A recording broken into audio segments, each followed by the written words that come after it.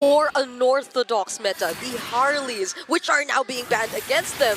So this might just be all according to plan for them, but I have to agree, the draft looks very favorable for Team Liquid. And it's not just in this tournament, right? We saw the Harley, we saw those crazy picks, but the Amon, the Leomord, it was them who showed it off in the international stage in previous tournaments as well.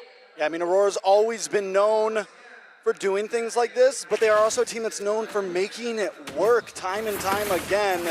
I like the draft a lot. I think the Hayabusa is a little off, but still, if there's a team that can do it, it's them. Yeah.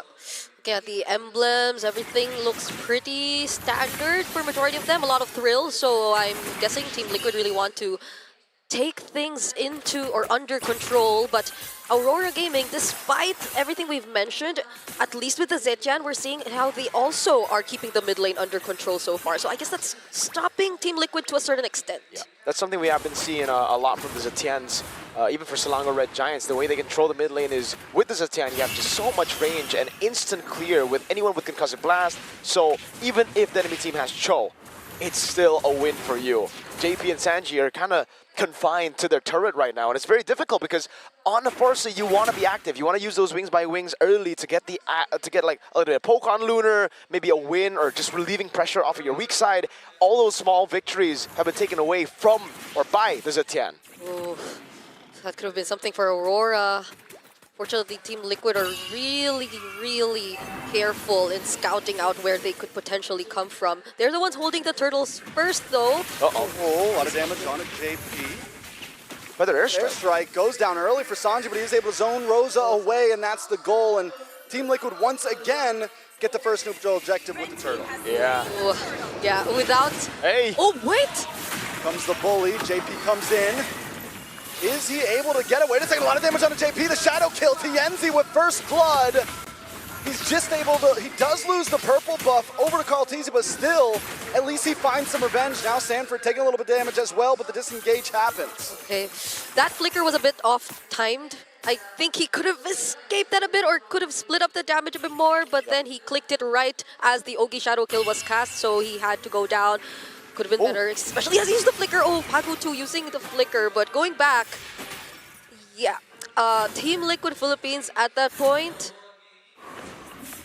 I feel like Aurora Gaming should have been more, wait, maybe we talk about that later. The dragon on Tianzi, Tianzi instantly taken out.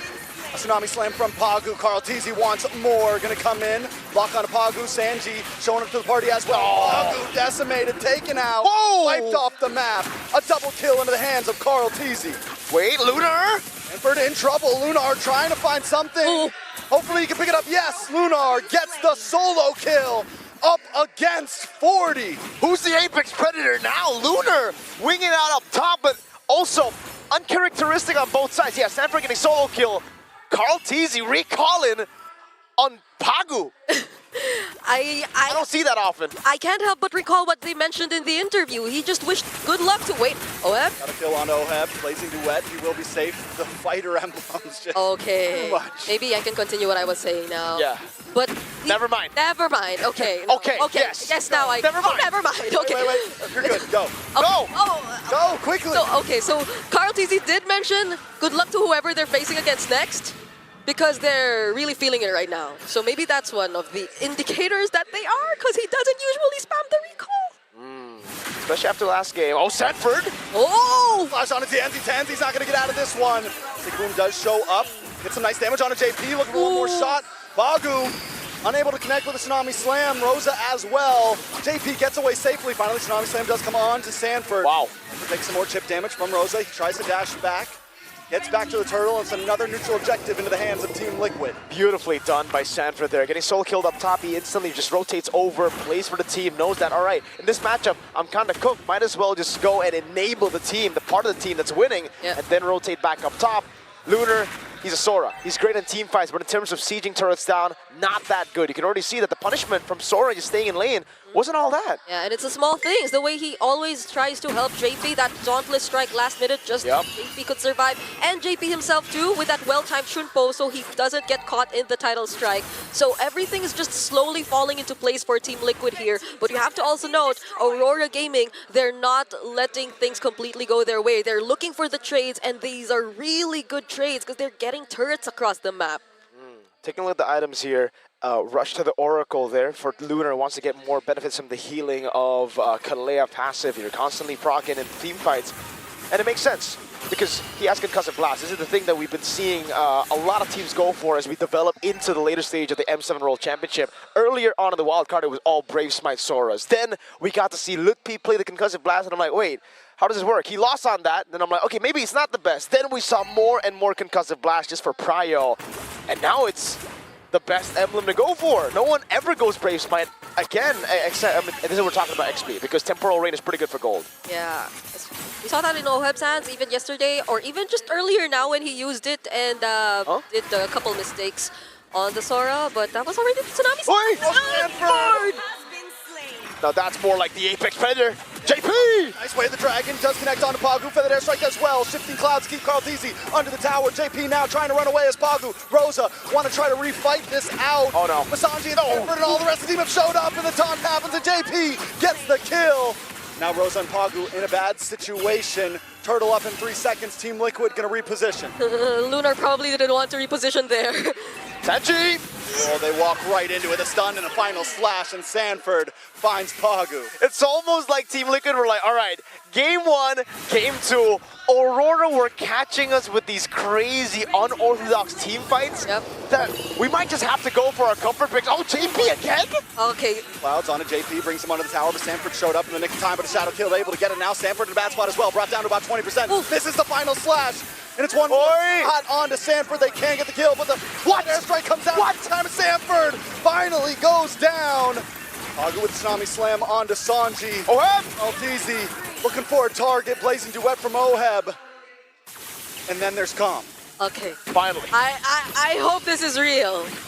It Because is. they're a bit too far from each other to re-engage once again and cut us off. But yeah, We finally analyzed. finally, maybe not. Never Okay. mind. Well, you keep wasting time. You gotta jump in Yeah, again. okay. But there you go. You see how these two players of Team Liquid really are working together almost all the time. It's JP and Sanford making things happen across the map, even without Carl TZ joining in. But when he decides to, that's where the narrative really shifts.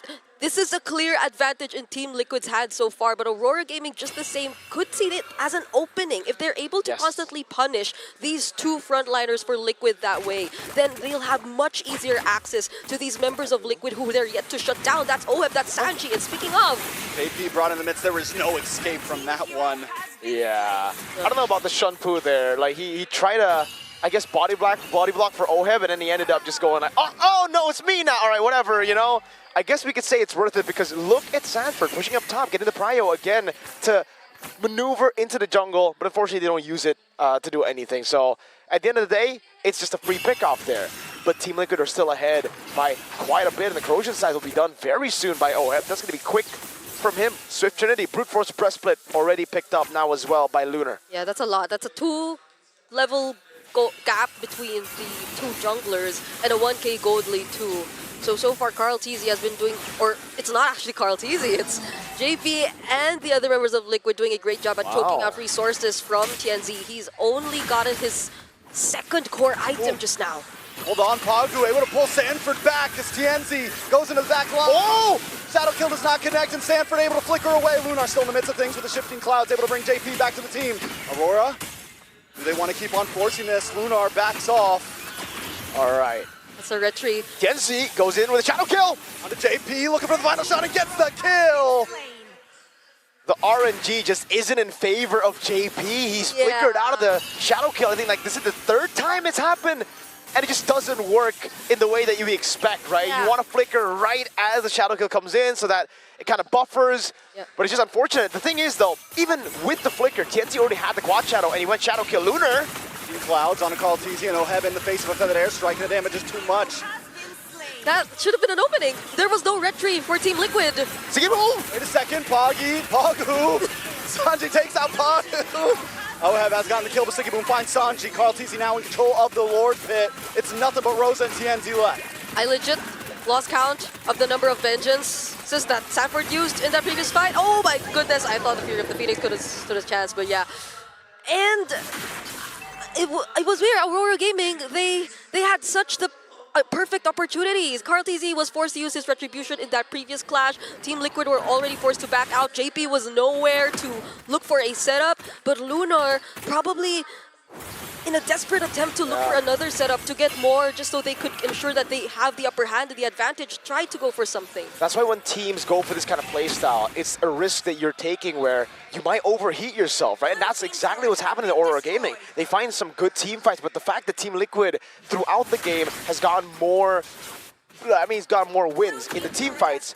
It's built up frustration for AURORA Gaming. So whenever they only get like a small victory, one guy picked off, they're like, I want more. They're giving for TL hope basically to AURORA Gaming, and it's a false sense of security where AURORA are just like, we constantly want more, and the punish keeps on happening. You can't just be making these mistakes against Team Liquid. Look at already, with just a small mistake from Lunar, how much of a goal lead they built. Final slash! Sanji takes out Rosa. That's the final slash you're waiting to see right before a big push. With the flickered off angle too, Rosa could not expect that. I mean, there was no way to react to it. He wasn't really visible, and then boom, JP! In the backside with a kick, but it's the wrong way, and sees Tsunami Slam back to the base. Immortality does pop. Sanford's gonna try to help him out. A shifting clouds though, make sure Sanford ill. Feather Airstrike does come down. Lunar forces it back up. Trying to lock onto Sanji. Whoa! Does get away on the top side though. Oheb with a BMI back. Such great timing. Nice stun. Yeah. Okay, so they might not go for it first, but that was such great timing on the Purify. Oheb wasn't caught in the title strike, so his Blazing Duet wasn't cancelled out. At least AURORA Gaming were quick to react though, so they didn't feel majority of the damage just yet, but still that's already the swift Trinity completed for Oheb. And mind you, that was the only time I think where he went in with the Blazing Duet. He wasn't alongside anyone else just yet, so what more if Team Liquid decide to commit with all these resources that they have? Yeah, take a look at the items here again. With the Wind of Nature as well, Oheb is just so free. There's not really a lot of lockdown by the time he goes in. Oheb's playing this Claude really, really well, and he understands the job description of playing the Claude at this point, right? It's not to go Blazing Duet with the rest of the team initially. It's to wait for some of these resources to be burnt out. Lunar CC being burnt out, the Tsunami Slam from Pagu, and then, only then will Oheb walk up to clean up, and it's been working amazing right now. So AURORA, what is the route they need to take to avoid that from happening? Because again, it really seems like there's no answer right now. Yeah, they do have answers in their lineup though, very direct answers at that. They do have the Fury of the Phoenix. They can use it to cancel out or at least stop Team Liquid in their tracks if they wanted to, or if they timed it really, really well. And Tianzi, well, it's also partly the JP not being as lucky today when it comes to dodging the Ogi Shadow kills, but right now Tianzi can also deal considerable amounts of damage if he wanted to, but okay. Speaking of, JP spots out where AURORA Gaming is going to come from. Play, quick movements from AURORA Gaming. Lunar comes with a shifting flash, but the knockup happens! And AURORA Gaming is shoved in their face!